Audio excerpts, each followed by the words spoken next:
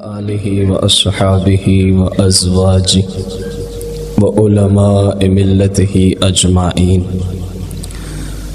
اما بعد فاعوذ باللہ من الشیطان الرجیم بسم اللہ الرحمن الرحیم ان اللہ وملائکتہ یصلون علی النبی یا ایہا الذین آمنوا صلوا علیہ وسلموا تسلیما الصلاة والسلام علیک یا رسول اللہ الصلاة والسلام علیک یا حبیب اللہ الصلاة والسلام علیک یا شفیع المذنبین الصلاة والسلام علیک یا سیدی یا رحمت للعالمین الصلاة والسلام علیک یا سیدی یا جد الحسن والحسین مولا یا صلی وسلم دائما ابدا علی حبیبک خیر الخلق کلہم۔ حمد و صلاۃ کے بعد ہمارا موضوع چل رہا ہے سیدنا و ساندنا شیخ عبد القادر جیلانی حضور غوث پاک 11ویں والے پیران پیر شہنشاہ بغداد رضی اللہ تعالی عنہ کی امت کو نصیحتیں۔ اور پچھلا درس یہاں پہ ختم ہوا تھا، فرمایا کہ یاد رکھنا اگر اللہ کی تو نے نافرمانی کی تو پھر اللہ تبارک و تعالی اس شخص سے ناراض ہو جاتا ہے، اور جس سے ناراض ہوتا ہے تو پھر اس پہ اپنی رحمت کے دروازے بند کر دیتا ہے۔ اور آخر میں یہ جملہ گزرا تھا لعنت تبلغ لعنتی الی الوالد السابع۔ اور یہ بھی یاد رکھیں کہ تیری وجہ سے صرف تو ہی نہیں ہلاک ہوگا، بلکہ تیری نحوست جو ہے تیری 7ویں پشت تک سرایت کرتی ہے۔ اس جگہ پہ ہمارا درس پچھلے اتوار ختم ہوا تھا۔ اندازہ لگائیں آپ کے میرے اور جناب غوث پاک رضی اللہ تعالیٰ عنہ کے زمانے میں تقریباً 1000 سال کا فرق ہے۔ کتنے؟ آپ اندازہ لگائیں اس زمانے میں آپ نے کیا فرمایا تھا۔ قال عبد القادر جیلانی رضی اللہ عنہ ھذا زمان بیع الدین بالدین وزمان طول العمل وقوت الحرص۔ یہ 1000 سال پہلے کی بات ہے۔ آپ نے فرمایا تھا ھذا زمان بیع الدین بالدین، فرمایا لوگوں یہ وہ زمانہ ہے کہ لوگ دین کو بیچ رہے ہیں زیتون کے بدلے، تیل کے بدلے۔ ایک مثال رکھی ہے آپ نے، فرمایا کہ حالات اتنے ہو گئے ہیں کہ اب لوگوں نے ایک تیل عام چیز ہے اس کے عوض میں دین کو بیچنا شروع کر رکھا ہے، دین کو بیچنا شروع کر رکھا ہے۔ اس کے مصداق وہ لوگ ہیں جو لوگ پیسوں کی خاطر دین میں تحریفیں کرتے ہیں، پیسوں کی خاطر دین میں تبدیلیوں کی کوشش کرتے ہیں۔ مثلا اب جو گستاخان ہیں ان کو سوائے اس کے کہ صرف شروع ہی ان کی دیکھ لیں آپ، انگریز نے جب ان کو خریدا تھا، پاک و ہند کی اگر ہم بات کریں، انگریز نے جب خریدا تھا تو مقصد اس نے کیا پیش کیا تھا کہ میں تمہیں یہ بھی دے دوں گا، یہ بھی دے دوں گا، یہ بھی دے دوں گا۔ انہوں نے پوچھا کروانا کیا ہے؟ اس نے کہا حضور صلی اللہ علیہ وسلم کی ناموس میں ایسا کلام کرو کہ عام بندہ پہچان بھی نہ سکے اور دلوں سے الفت رسول بھی نکلتی جائے۔ یہ کام اس نے چاہا تھا۔ تو اب پیسوں کے عوض دین کو بیچا گیا.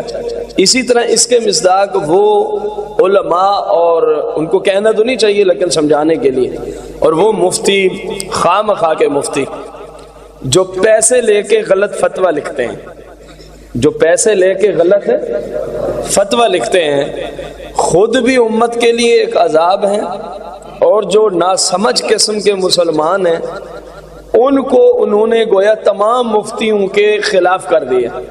اب وہ کیا سمجھے گا؟ وہ کہے گا شاید سارے ہی ایسے ہوتے ہیں. حالانکہ سارے تو ایسے نہیں ہوتے، کچھ ایسے بھی ہوتے ہیں کہ دنیا میں ایسی کرنسی پیدا نہ ہوئی ہے نہ ہو سکتی ہے جو ان کو خرید سکے کہ دین غلط لکھ دو اور اتنے لے لو.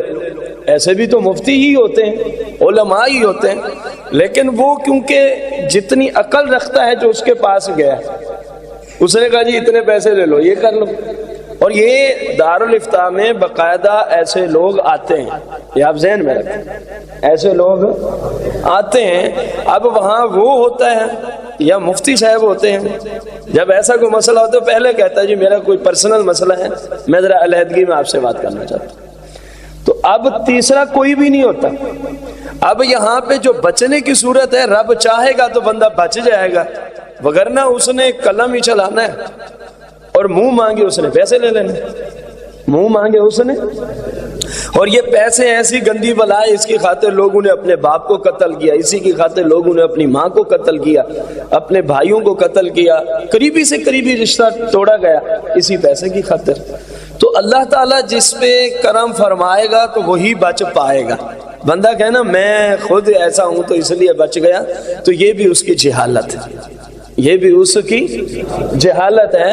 اس پہ اللہ کا کرم ہوگا تو وہ بچ پائے گا، وگرنہ ٹھیک ہے جی اتنے دے دو میں لکھ دیتا ہوں. اور یہ آپ کے زمانہ میں بھی چل رہا ہے، یہ آپ کے زمانہ میں بھی چل رہا ہے. بلکہ اگر اس سے بھی آگے بڑھیں، آپ کے محلے میں بھی ایسا کام ہو چکا ہے. میرے پاس ایک شخص ہے آپ کے محلے کا، کہتا ہے جی بچی عدت میں ہے، نکاح کرنا ہے. میں نے کہا جی قرآن مقدس میں ہے والمطلقات یتربصن بانفسہن ثلاثۃ قروء. اس کا مطلب ہے کہ جب تک عورت کی عدت ختم نہ ہو اس کا نکاح ہوتا. کہنے لگے یہ ہماری کوئی مجبوری ہے، بہت ساری پریشانیاں ہیں، تو بس آپ کو کیا ہے، آپ نکاح کر دیں، جو لین دین ہوگا کر لیں. یہ اس کے جملے. اسی مسجد شریف کے پتہ نہیں سین میں کھڑے تھے یا گیٹ میں. تو میں نے اس کو کہا، میں نے کہا بھائی آپ نا کسی غلط جگہ آ گئے ہیں، یہاں ایسی صورتحال نہیں ہے، یہاں ایسی صورتحال، یہاں تو اوریجنل نکاح پہ پیسے نہیں مانگے جاتے. تو مجھ سے 2 نمبری کے اوپر کہتا جی پیسے لے. تقریباً کم و بیش 10 سال سے زیادہ ہو گیا پورے محلے میں گھوم کے پوچھنا کسی سے، کبھی کسی سے جو صحیح نکاح پڑھانے جاتے ہیں، ہم نے کبھی پیسے مانگے؟ انشاءاللہ جواب یہی آئے گا کہ نہیں مانگے. تو ایک بندہ اصل کام پہ پیسے نہیں مانگتا یار، 2 نمبر پہ وہ آفر کرا رہا. اب یہاں سے چلا گیا، اس نے ایک امام صاحب کو جا کے بات کی، آپ کے معنی والے کی. اس نے کہا جی میں 6000 روپے لوں گا، نکاح پڑھا دوں گا. تو ظاہر ہے جب جیسے پھول چن کے آپ مصلی امامت پہ رکھیں گے نا، پھر خوشبوئیں بھی ویسے ہی آئیں گی. یہ تو آپ کے چننے میں خطا ہے. پتہ ہوتا ہے مقتدیوں کو، پتہ ہوتا ہے محلے داروں کو، انتظامیہ کو پتہ ہوتا ہے کہ جس کو ہم چن کے لائیں اس کی خوشبو کیسی ہے. اندھا کوئی نہیں ہے، اتنا ہر ایک کو علم، بس چپ ہے. ٹھیک ہے، ٹھیک نہیں ہے، قیامت کے دن انتظامیہ بھی ساتھ پھنسے گی، مقتدی بھی پھنسے گی کہ ایسے ظالم کو مصلی امامت پہ کھڑا رکھا، اس کے پیچھے نمازیں پڑھتے رہے، جس کا یہ کردار بھی تھا، یہ بھی تھا، یہ بھی. جس تک آپ کی رسائی ہے، جس کو آپ کو علم نہیں اس کے بارے میں آپ سے سوال نہیں ہوگا. 6000 میں گویا اس نے دین کو بدلا، نکاح ہو گئے. بندہ میرے پاس آیا، اس وقت مجھے یاد ہے میں مسجد کی اسی گیٹ پہ کھڑا تھا. کہنے لگا جی کیا ہو گیا، اگر آپ نہیں آئے تو نکاح نہیں ہو گئے. لوگوں کی جرت دیکھیں دین اسلام پر. میں نے پھر ایک ہی جملہ بولا، میں نے کہا جی تجھے بھی مبارک ہو، اس مولوی کو بھی مبارک ہو، تیری بیٹی کو بھی مبارک ہو، جس کے ساتھ نکاح اس کو بھی. کہنے لگا کس چیز کی؟ میں نے کہا زنا کی. شرم کے مارے اس نے جو سر نیچا کیا نا، آج تک میرے سامنے سر نہیں اٹھایا اس نے۔ اس کی وجہ میں نہیں، اس کی وجہ رب کا دین ہے۔ اے بدبخت انسان، تو قرآن کو توڑنے کے لیے 6000 دے کے آیا، اور اس بدبخت انسان کے پیچھے نماز ہوتی ہے جس ملعون انسان نے رب کے قرآن کو 6000 کی خاطر توڑ ڈالا ہے۔ سمجھ آ رہی ہیں آپ کو باتیں؟ ایسے پھول بھی اہل سنت کی مساجد کے ممبر و محراب کے وارث ہیں، جن سے اتنی گندی بدبو اٹھ رہی ہے، پھر بھی چپ ہے، پھر بھی۔ تو شیخ عبد القادر جیلانی نے فرمایا یہ زمانہ وہ ہے، لوگ تو تھوڑی تھوڑی چیزوں کی خاطر بھی دین کو۔ اب اس سے آگے بڑھیں، اگر آپ ناراض نہ ہو تو یہ جو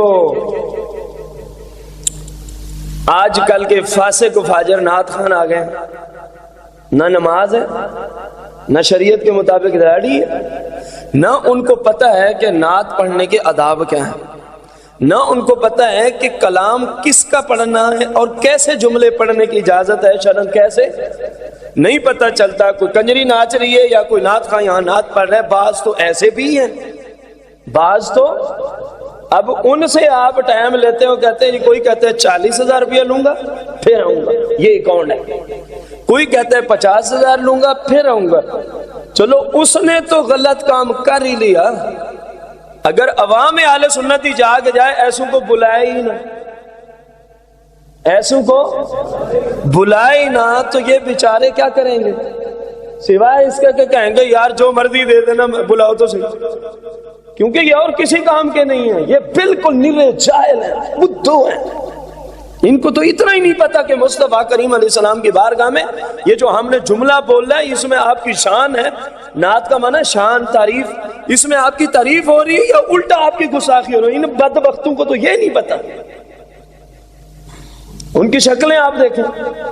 اگر ان کو رسول پاک صلی اللہ علیہ وسلم سے محبت ہے، جس کو جس ذات سے محبت ہوتی ہے اس کا طریقہ لازم ہوتا ہے، بندے پہ نہیں ہوتا، خصوصاً جو شیخ کے درس سنتے چلے آ رہے ہیں یا ویسے درس شریعت سنتے چلے آ رہے ہیں، طریقے کے بغیر کسی کی محبت میں بندہ سچا ہو سکتا؟ ان کی شکلیں آپ کو بتا رہی ہوتی ہے کہ یہ رسول پاک سے دھوکہ کیے ہوئے ہیں، ان کو سرکار سے محبت نہیں ہے، ان کو صرف کرنسی سے محبت ہے، ان کو صرف پیسے سے محبت ہے۔ مختلف اعتبار سے دین کو بیچنے کا کیا ہے زمانہ ہے۔ جناب غوث اعظم نے حضور آپ ہمیں یہ کیوں بتا رہے ہیں؟ اب عوام الناس کا تو اس میں کوئی مسئلہ نہیں ہے سوائے اس کے کہ جو ایسوں کو بلاتے ہیں وہ بھی شریک ہے، یا جو ایسے علماء سے الٹے سیدھے فتوے لینے جاتے ہیں وہ بھی اس میں شریک ہے۔ یہاں تو قبلہ لاکھ لاکھ روپے کا فتویٰ، ایک فتویٰ لاکھ لاکھ روپے میں بک رہا ہے آپ کے زمانے کی بات،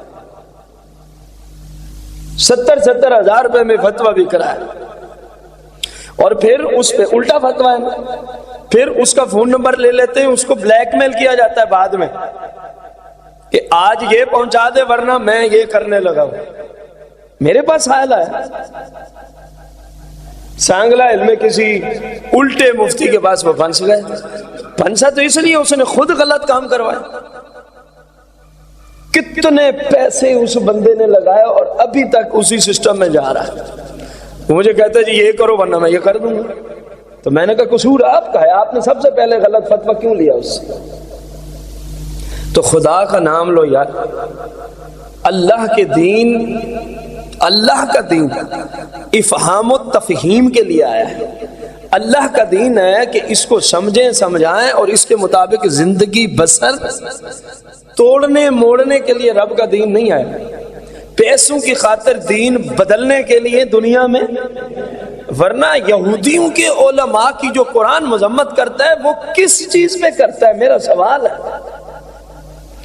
انہوں نے تورات میں مصطفیٰ کریم صلی اللہ علیہ وسلم کے بارے میں جو اللہ کریم نے تورات احکامات دیے تھے، آپ کی تعریفیں، ان بدبختوں نے رشوتیں لے کے ان کو توڑ موڑ کے بدلا تھا، اس کے سوا ان کا کوئی قصور نہیں ہے، اور رب نے فرمایا یہ کافر بھی ہیں، یہ جہنمی بھی ہیں، کیونکہ انہوں نے میری نازل کرتا شریعت میں رد و بدل کی ہے پیسے لے کر۔ رد و بدل کی ہے پیسے لے کر. عیسائی علماء اور یہودی علماء، قرآن آپ جتنی آیات کہیں اس مفہوم کی آیات آپ کو مل سکتی ہیں قرآن مقدس، کہ ان پہ اس لیے لعنت ہے انہوں نے فلاں جگہ جا کے دین کو بدلا، ان پہ اس لیے لعنت ہے انہوں نے فلاں جگہ جا کے. تو اگر آج ہم مسلمان ہو کے وہی کام کریں یا کروائیں تو پھر بتائیں یہودیوں میں اس کام کے اعتبار سے دین بدلنا پیسوں کی خاطر اور اس مسلمان میں کوئی فرق ہے؟ تو خدا را اپنے دین کو سمجھیں، دین کی طرف پلٹیں. اب غوث اعظم اپنا مقصود بتاتے ہیں کہ میں نے یہ جملے بولے کیوں ہیں، کہ یہ زمانہ وہ ہے کہ دین بھی بیچا جا رہا ہے، دین بھی بیچا جا رہا ہے. حضور کیوں بیچتے ہیں لوگ دین؟ فرمایا طول العمل وقوت الحرص، کیونکہ ان کی جو لمبی لمبی آرزویں ہیں نا، ان کی جو لمبی لمبی آرزویں ہیں نا اور ان کی جو حرص ہے نا، اس کو پورا کرنے کے لیے یہ کچھ ہو رہا ہے. اگر حرص نہ ہو، لمبی لمبی آرزویں اور امیدیں نہ ہوں تو کسی کا دماغ تو نہیں خراب اللہ کے دین کو پیسوں کے بدلے بیچے. حالانکہ جو اتنا ہے کہ جس کی مہر فتوے پہ لگ رہی ہے اس کو یہ بھی پتا ہے کہ قرآن مقدس میں یہ فرمایا گیا کہ یہ قیمت ذلیل قیمت ہے، یہ تیرے لیے حرام ہے، اس کو یہ بھی پتا ہے، لیکن وہ حرام خور ہے، اس کو محسوس ہی نہیں ہوتا، اس کو محسوس ہی نہیں ہوتا. تو حضور اب ہم کیا کریں؟ آپ نے ہمیں یہ تو بتا دیا کہ اس وجہ سے یہ ہو رہا ہے. فرمایا اجہد اللہ تکون ممن قال فیہم، فرمایا تجھے میں مشورہ دیتا ہوں، کیونکہ بندے کا خیر خواہ وہی ہے جو بندے کو اچھے اچھے مشورے دیتا ہو، اچھائی کی طرف بلاتا ہو. یہ بندے کا سب سے بہترین دوست وہی ہے قرآن و حدیث کی نگاہ میں، اللہ رسول کی نگاہ میں. فرمایا میں تجھے ایک مشورہ دیتا ہوں، حضور غوث پاک کا مشورہ ہے میرے جیسے نکموں کے لیے، آپ جیسے مسلمانوں کے لیے. فرمایا میں تجھے ایک کیا دیتا ہوں، اجہد. فرمایا جتنی تجھ سے کوشش ہو سکتی، اجہد کا معنی ہے جتنی تجھ سے کوشش، او سر سے لے کر پاؤں تک زور لگا، جتنی کوشش ہو سکتی ہے وہ کر. اللہ تکون ممن، تو ان لوگوں میں نہ ہو، نہ تو خریدنے والوں میں ہو نہ بیچنے والوں میں ہو، نہ تو لمبی امید والوں میں ہو نہ لمبی لمبی جناب حرص اور لالچ والوں میں ہو، ورنہ تیرا حشر بھی یہی ہوگا جو ان کا ہو رہا ہے. نصیحت ہے کہ نہیں؟ فرمایا تو نے اس طرح کا نہیں بننا، تو نے اس طرح کا. اور جملے لٹائے اجہد کے، اجہد اس کا معنی سر سے پاؤں تک جتنی کوشش ہو سکتی ہے وہ کر. کس معاملے میں؟ فرمایا ایسا نہیں بننا دین کو بیچنے اور خریدنے والا تو نے.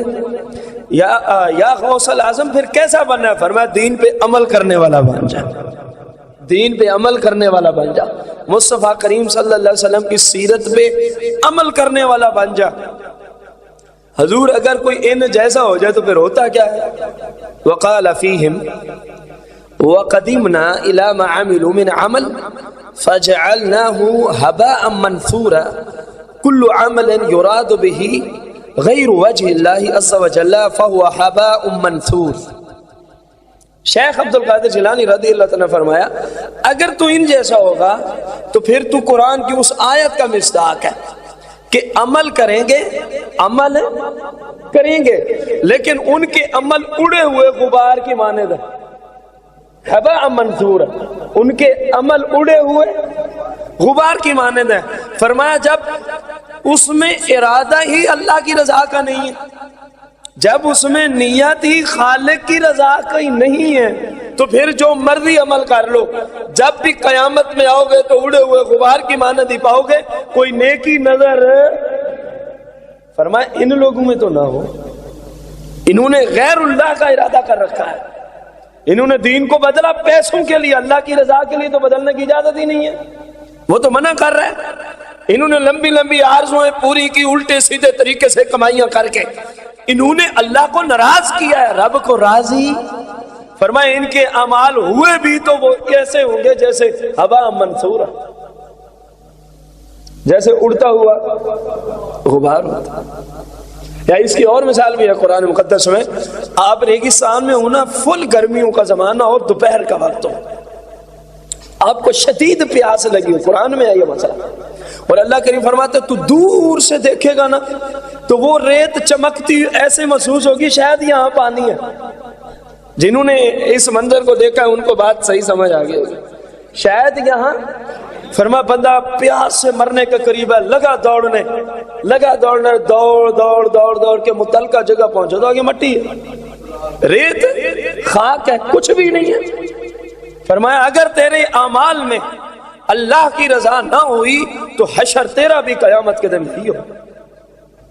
لہذا ضروری ہے کوئی عمل ہو حضور صلی اللہ علیہ وسلم کے طریقے کے مطابق ہو، اور پھر اس میں رضا اللہ عز و جل کی ہو، تو پھر اللہ کی بارگاہ میں وہ مقبول ہوتا ہے، اسی پہ اللہ کریم ہمیں اجر دیتا ہے، اسی پہ اللہ تعالیٰ اپنے بندوں پہ خصوصی کرم فرماتا ہے، نظر رحمت فرماتا ہے۔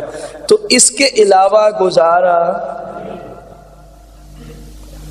حضور شیخ عبد القادر جیلانی رضی اللہ تعالیٰ فرماتے ہیں وَيْحَكَ ان خافی امرک علی العوام فما یخفى علی الخواص السوادی یخفى علیہ بہرجک الصیرافی لا جاہل یخفى علیہ العالم۔ بڑی پیاری مثال دی ہے، فرمایا اگر تو اس طرح کرنا شروع ہو جائے گا نا تو ایک دیہاتی بندے پہ تیرے اعمال پوشیدہ رہیں یہ تو سمجھ میں آ جائے گا۔ یا دیہاتی سے مراد چک میں رہنے والا نہیں ہے، جس کو پتہ نہیں ہے کہ قانون اسلام کیا ہے، قانون ہے۔ اگلی مثال سے آپ کو یہ بات سمجھ آئے گی کہ اس کا یہی معنی ہے۔ فرمایا لیکن یاد رکھ جو صراف ہوتے ہیں نا ان سے تیرے اعمال پھر پوشیدہ نہیں ہوں گے، جو نقاد ہوتے ہیں جن کو پتہ ہوتا ہے کہ اس معاملے میں اصل کیا ہے اور نقل، جیسے سونا، اب میرے جیسے بندے کے پاس کوئی سونا لیا مجھے پتہ نہیں چلے گا کہ یہ اصل ہے یا نقل ہے، اور اگر آپ لے جائیں سونے کے ماہرین کے پاس وہ فوراً آپ کو بتائیں گے ہاں یہ سونا اصل ہے، اس میں اتنی ملاوٹ ہے یا سرے سے ہی فارغ ہے، ایسے ہے کہ نہیں ہے؟ آپ نے وہ بات کی ہے۔ فرمایا جو تو شریعت کی روشنی میں اعمال کی طے کو سمجھتے ہیں ان سے تیرا معاملہ پوشیدہ نہیں ہو سکتا، ہاں جس بیچارے کو پتہ نہیں ہے اس سے تو اپنے آپ کو چھپا بھی سکتا ہے اور اس کو تو پاگل بنا کے اپنے آپ کو پتہ نہیں کیا سے کیا پیش بھی کر سکتا ہے، لیکن جن کو پتہ ہے ان سے تیرا معاملہ پوشیدہ ہو سکتا۔ اور مزید فرمایا لل جاہل یخفى علیہ العالم، فرمایا جس کو شریعت کا علم نہیں ہے اس سے بھی تو چھپ سکتا ہے، یہ جو تیرے کرتوت ہے نا وہ سمجھے۔ دیکھو نا آج جو دین کو بیچ رہے ہیں کتنے سارے لوگ ہیں جو پاگل بن کے ان کے پیچھے لگے ہوئے، ان بیچاروں کو شریعت کا پتہ نہیں ہے، ان کو دین کا پتہ نہیں ہے، آپ اندازہ لگا ان کو دین کا پتہ نہیں۔ غوث اعظم نے یہی فرمایا یاد رکھ العالم، اگر کوئی عالم ہوگا تو اس سے نہیں چھپائے گا، وہ فوراً تیری چوری پکڑے گا، فوراً تیری ڈنڈیاں مارنا پکڑ لے گا کہ یہ فلاں شریعت کے قانون کے خلاف ہے، یہ کام فلاں شریعت کے قانون کے خلاف ہے اور یہ کام فلاں شریعت کے۔ فرمایا یاد رکھ دنیا میں پھر ہر طرح کے لوگ ہوتے ہیں، تو جہاں بھی رہتا ہے وہیں لا علم بھی ہوتے ہیں وہیں علم والے بھی ہوتے ہیں، تو اپنے آپ کو ایسا بنا لیں کہ بس تیرا ایک ہی طرح امتیاز ہو، مجھ سے میرا رب راضی ہو جائے، مجھ سے میرا۔ اور اس پہ پیچھے باقاعدہ غوث پاک نے جو مثالیں رکھی ہیں آپ سماعت کرتے چلے آ رہے ہیں۔ غوث اعظم رضی اللہ تعالی عنہ فرماتے ہیں، مزید آگے چلتے ہیں، فرمایا کہ میرے بھائی اعمل واخلص في عملك واشتغل بالله عز وجل ودع الاشتغال بما لا يعنيك غيرك مما لا يعنيك فلا تشتغل به عليك بخويصة نفسك۔ بڑی پیاری بات کی ہے، فرمایا کہ او میرے بھائی میں تجھے مشورہ دیتا ہوں، او میرے بھائی میں تجھے مشورہ دیتا ہوں۔ کیا مشورہ ہے؟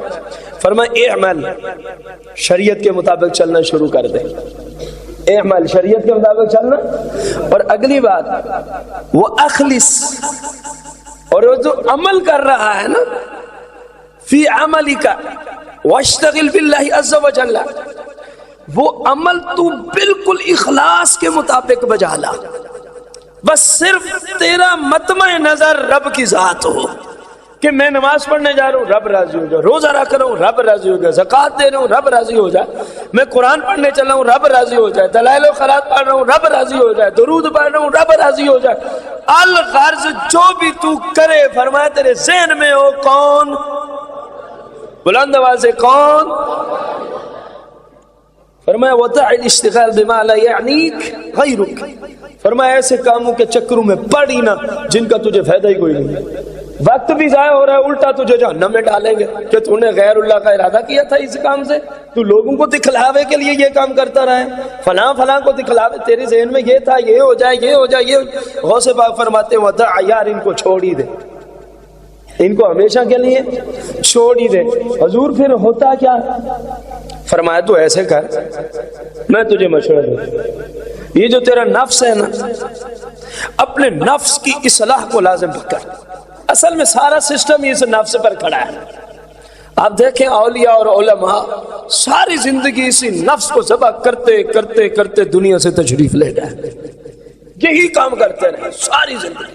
تو غوث اعظم رضی اللہ تعالیٰ فرماتے ہیں اپنے نفس کو کنٹرول میں لے آ، اپنے نفس کو کنٹرول میں لے آ۔ حضور یہ کیسے کنٹرول میں آتا؟ فرمایا یہ جو بھی کہے نا خلاف شرع، تو نے اس کے خلاف کر دینا۔ یہ کہے نا آج عشاء کی نماز نہیں پڑھنی، ٹھیک ہے، تو عشاء کی نماز بھی پڑھ اور ساتھ 10-20 رکعتیں اور نفلی بھی پڑھ دے، تاکہ اس کو سمجھ آئے آئندہ یہ مشورہ بھی دینا، ورنہ کام خراب ہو جائے گا۔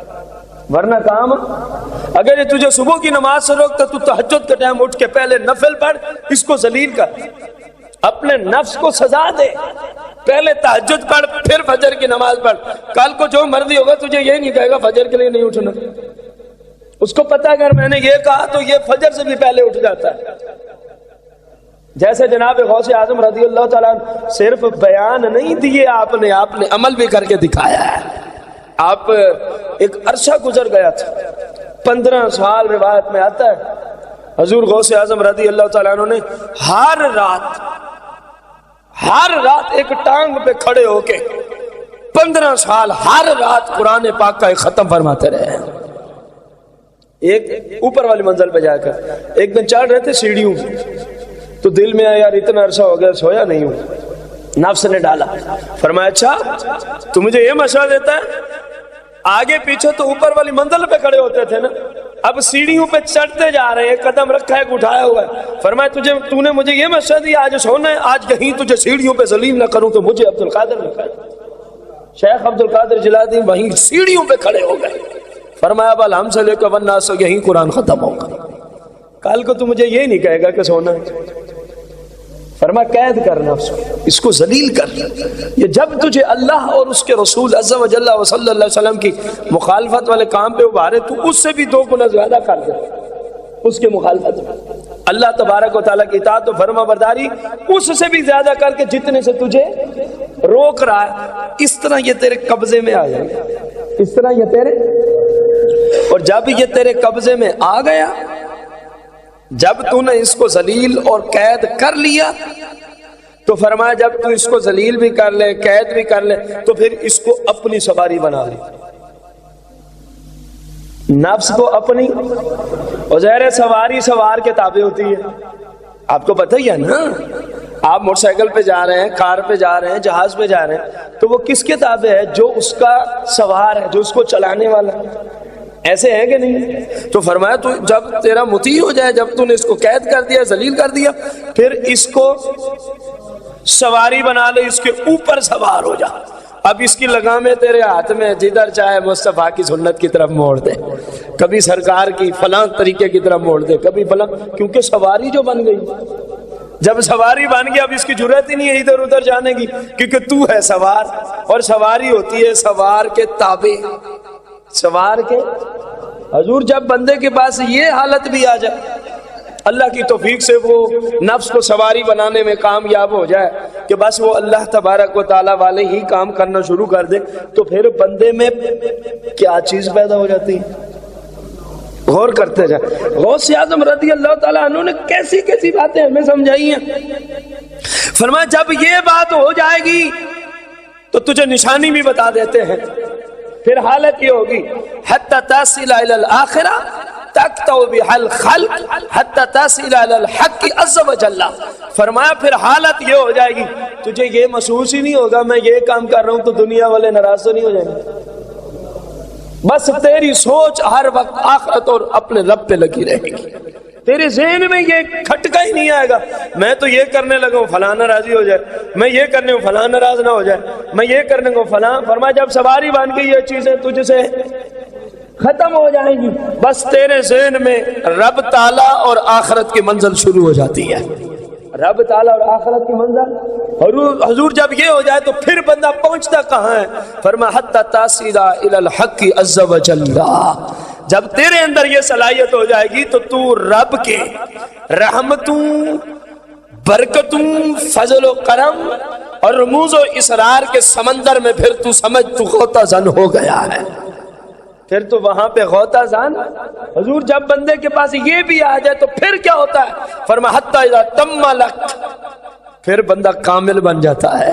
حضور جب بندہ کامل بن جاتا ہے کیا آتا ہے؟ فرمایا وَقَوَيْتَ أَرْدَفْتَ غَيْرَكَ مِنَ الدُّنْيَا أَخْرَجْتَهُ وَإِلَى الْمَوْلَى قَدَّمْتَهُ. فرمایا جب بندے میں یہ آ جاتا ہے پھر اس بندے میں ایک ایسی قوت, ایک ایسی خوشبو پیدا ہو جاتی ہے کہ جو بھی اس سے خوشبو لیتا جاتا ہے وہ بھی اللہ کی طرف پلٹنا شروع ہو جاتا ہے.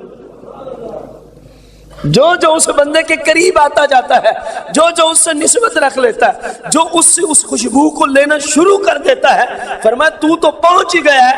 رب پھر تجھے ایسا بنا دیتا ہے جس نے تجھ سے نسبت رکھی تیری برکت سے رب اس کو بھی اپنا بنا لیتا ہے.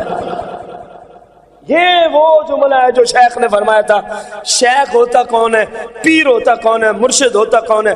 قال عبد القادر جیلانی رضی اللہ تعالیٰ عنہ الشیخ یسعد الشقیہ او کما قال الغوث الاعظم رضی اللہ عنہ. فرمایا شیخ, پیر, مرشد وہ ہوتا ہے کہ جس کے قریب تو جائے تو بھی نیکوکار بن جائے. یہ آج وہ جملہ آپ کو بھی سمجھ آ گیا کہ شیخ نے اس اتنے بڑے سمندر کو ایک جملے میں کیوں بند کیا تھا. یہ ساری محنت پہلے تھی. فرمایا جب اس بندے میں یہ پاور آ جاتی ہے اللہ اس میں ایسی خوشبو پیدا کر دیتا ہے. اللہ کریم اس کے جسم میں ایسا فیض ڈال دیتا ہے, ایسا کرم اور برکتیں ڈال دیتا ہے.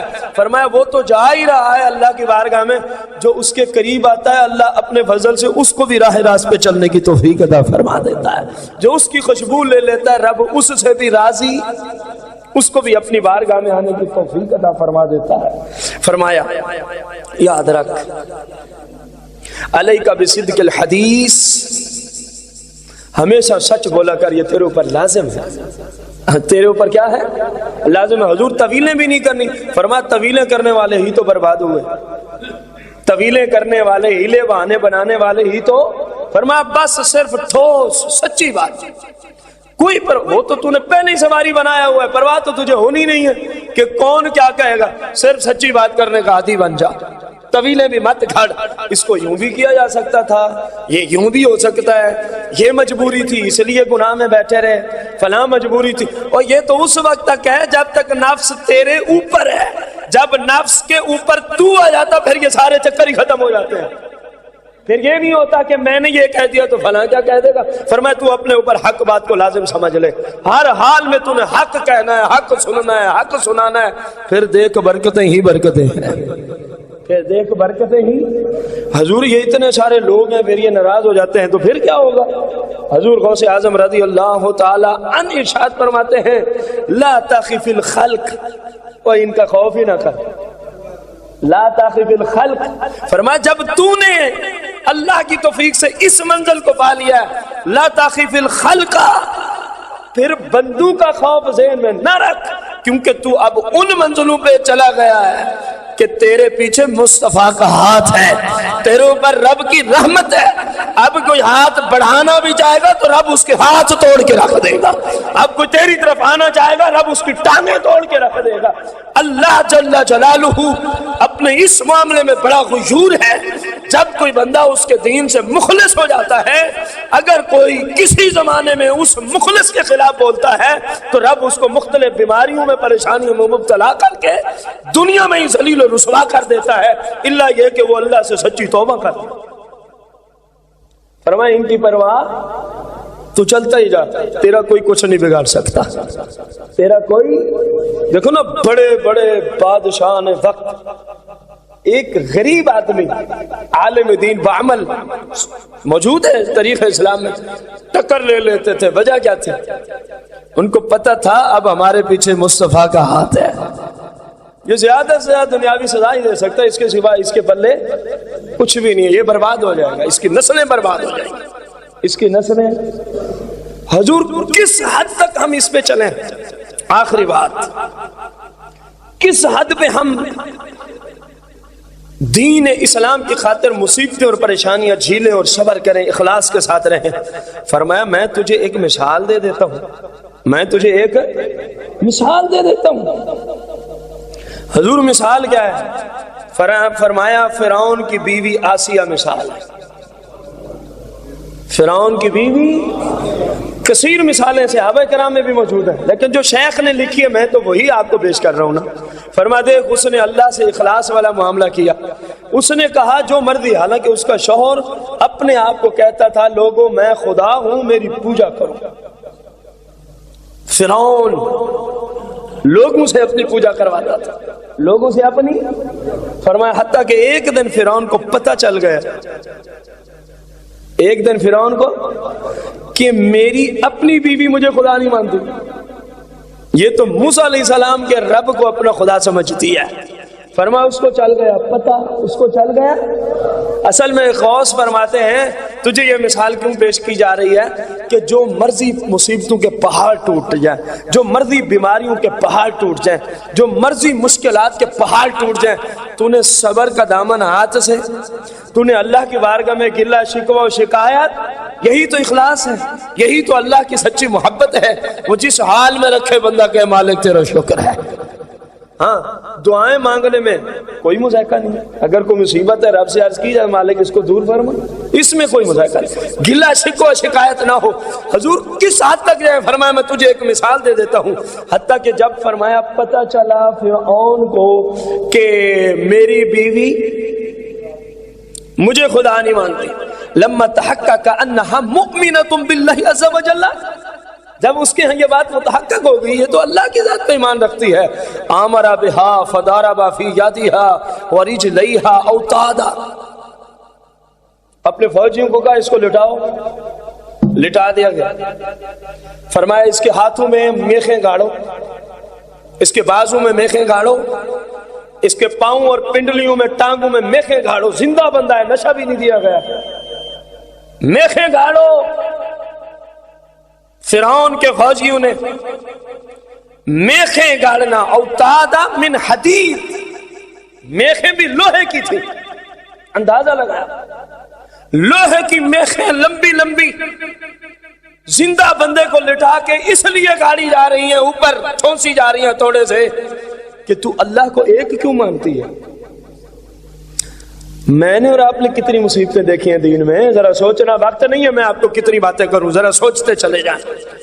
غوث اعظم رضی اللہ تعالیٰ عنہ فرماتے ہیں وَجَعَلَ يُعَاقِبُهَا بِالسِّيَاطِ رَفَعَتْ رَأْسَهَا إِلَى السَّمَاءِ. انہوں نے اپنی سزا شروع کی. سیدتنا آسیہ سلام اللہ علیہ نے چہرہ انور اٹھایا آسمان کی جانب. مالک تجھے ایک مانتی ہوں، اس کی سزا دی جا رہی ہے، اس کی سزا دی جا رہی ہے. یا اللہ تجھے وحدہ لا شریک مانتی ہوں، اس کی غور کرنا. شیخ عبد القادر جیلانی رضی اللہ تعالیٰ فرماتے ہیں جب تو آسیہ جیسا مخلص بندہ ہو جائے گا، جب آسیہ کی طرح تو بھی اللہ کے دین کی خاطر سختیوں کو برداشت کر کے اللہ کی ذات پہ راضی ہونے والا ہو جائے گا، تو پھر تیری بھی حالت یہی ہوگی. جیسے ہی انہوں نے سر اٹھایا آسمان کی جانب، فرعت ابواب الجنہ، رب نے آسمانوں کے باب کھول دیے، پردے اٹھا دیے.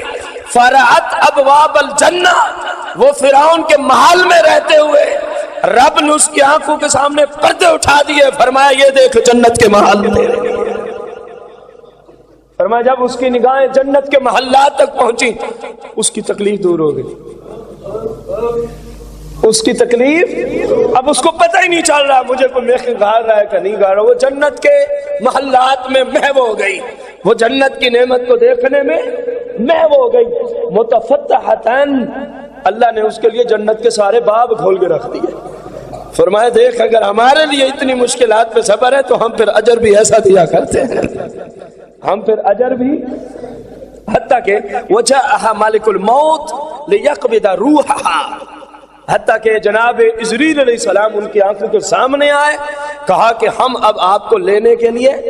فقال لہا ھذا البیت لکی, وہ جو تجھے نظر آ رہے ہیں نا محل, رب کی طرف سے پیغام ہے, روح بعد میں قبض کرنی ہے, خوشخبری پہلے سنانی ہے.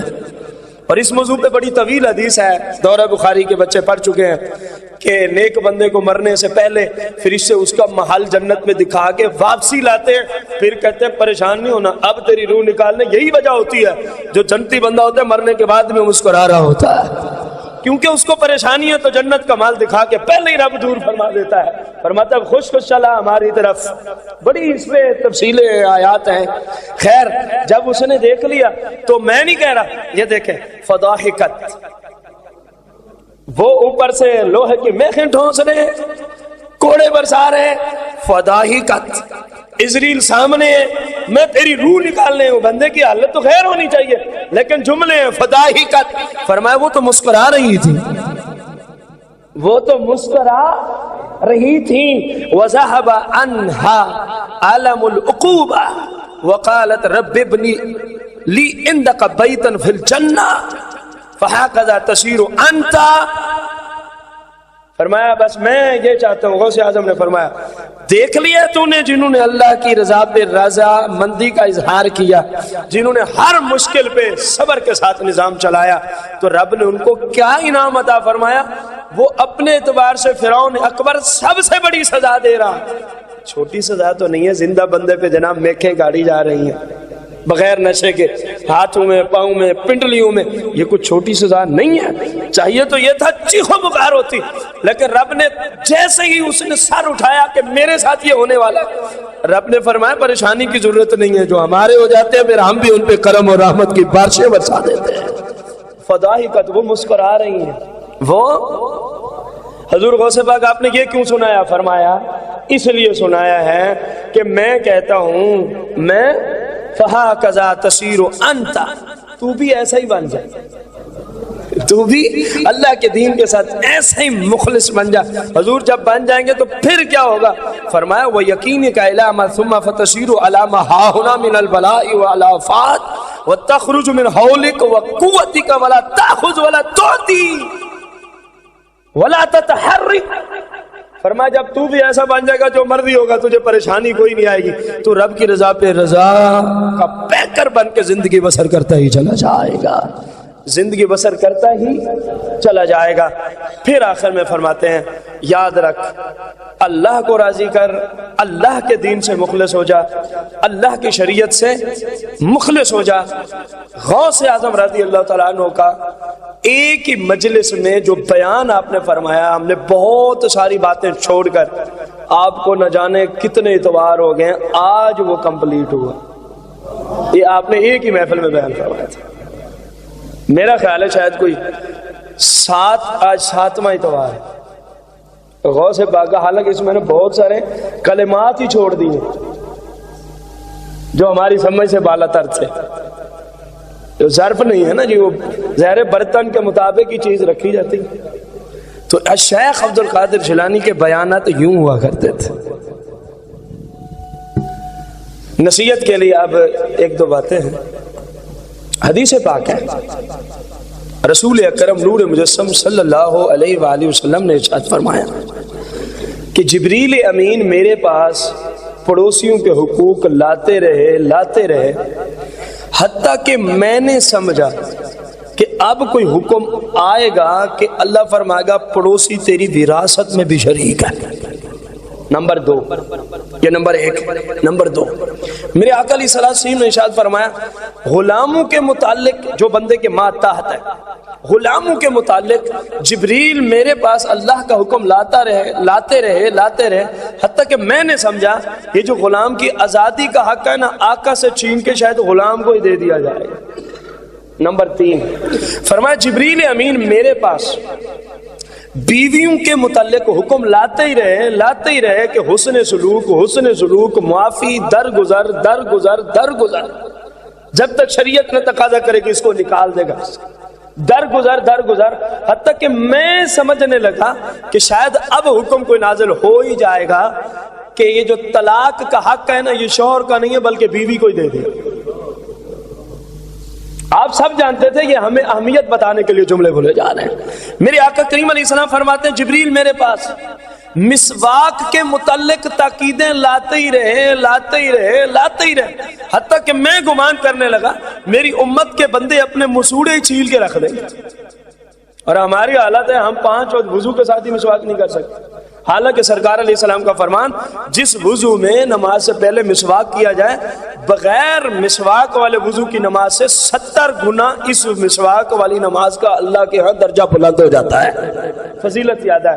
5ویں اور آخری چیز حدیث مبارکہ میں میرے آقا علیہ السلام نے فرمایا جبریل امین رات کے پچھلے حصے میں سجدوں کی فضیلت پہ پیغام لاتے ہی رہے، یہ تہجد گزاروں کے لیے پیغام لاتے ہی رہے حتیٰ کہ میں نے گمان کیا کہ شاید میری امت کے اچھے جو لوگ ہیں نا وہ راتوں کو سونا ہی چھوڑ دیں گے۔ نہیں سمجھے، جس اسلوب میں حدیث ہی سمجھے نہیں ہے۔ میں سمجھا کہ اتنی فضیلت ہے تہجد کی نماز میں کہ میں سمجھا میری امت کے جو اچھے لوگ ہیں وہ اس خوف سے کہ کہیں تہجد نکل نہ جائے وہ سونا ہی چھوڑ دیں۔ اللہ کرے کہ ہمیں اس حدیث پہ اللہ عمل کرنے کی توفیق عطا فرمائے، آمین بجاہ النبی الکریم علیہ الصلوۃ والتسلیم۔